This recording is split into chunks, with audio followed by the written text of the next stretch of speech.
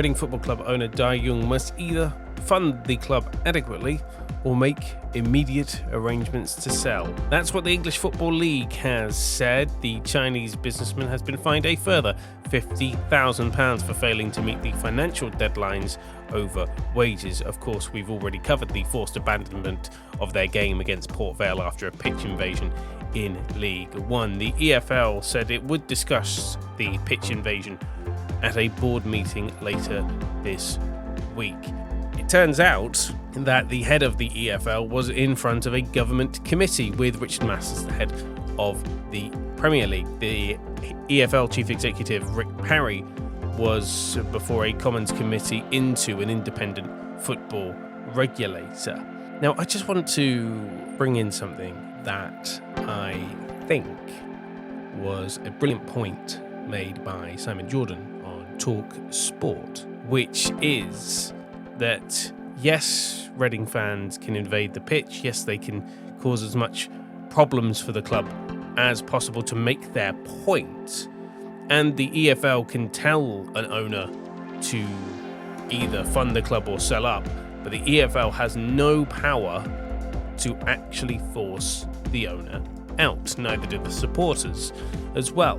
So it goes back to an independent football regulator and the powers that they would need. And we are going to do this in a much longer video, that an independent football regulator, and I don't know if you'll agree, but we think that an independent football regulator has to have government power to have a compulsory purchase order on clubs that are poorly run, to prevent situations like this, what's going on at Reading, like what happened at Bury as well, falling out of the EFL and being reformed in the English lower leagues, what happened to Darlington, what happened to various other clubs that I could mention.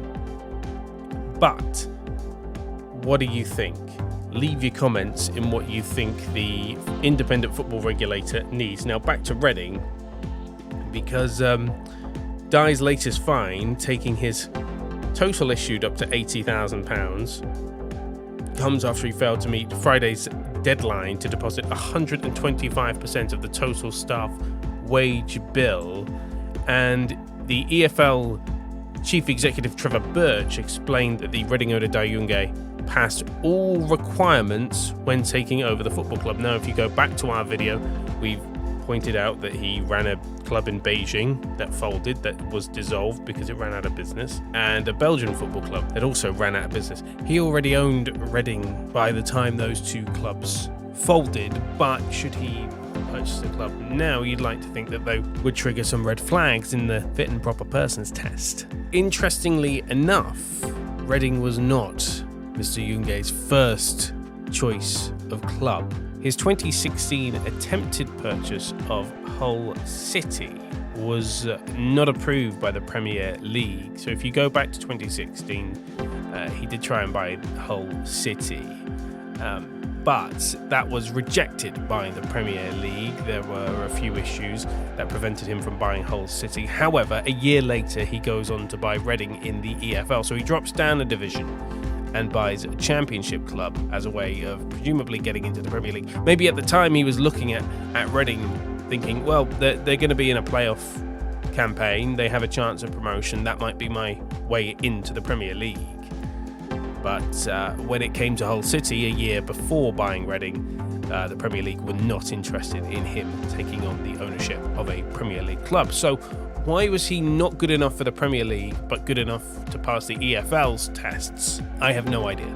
So the EFL, whilst they're steadfast in their actions now, and I agree with 100% with what they're saying, this is their fault to begin with. Why give someone permission to buy a club that the Premier League has said, nah, you're not really fit or proper to buy this club, which is a Premier League club at the time. I love the fact that the local MP who spoke to the BBC, James Sunderland, the MP for Bracknell, said he would have joined the Reading fans on the pitch had he been in attendance on Saturday and sympathises with them. So let's just end the video there. You can recap what's happened thus far from our previous video, which was made just after the Port Vale abandonment. Let us know what you think. The independent football regulator, what powers that needs. Does it need compulsory purchase order powers to buy clubs from poor owners?